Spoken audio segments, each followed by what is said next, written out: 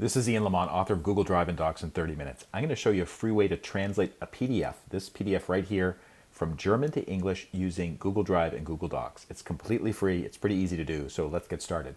I'm looking at Google Drive right now. This is on a Mac using Firefox, but it's the same no matter what browser you're using. All you need to do is get the PDF that's in German into Google Drive. You do that by clicking on the new file upload, and then you get the PDF into Google Drive. Once the PDF is in there, you can double click on it and it will show it.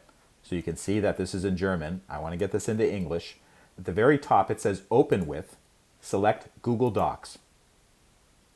So what it's first going to do is it's going to extract the information from the PDF and put it into a table in Google Docs. And you can see it's still in German, and you may be thinking, well, all right, well, how do I get this into English? Easy. Go to Tools at the top of Google Docs, select it, and then do Translate Document. So it'll say it's going to make a new copy of this document, and then you select the language. So I'm going to scroll down to English, and then click Translate. So it'll take a few seconds, but then here is the translated copy of that course. Okay, compulsory course in business informatics.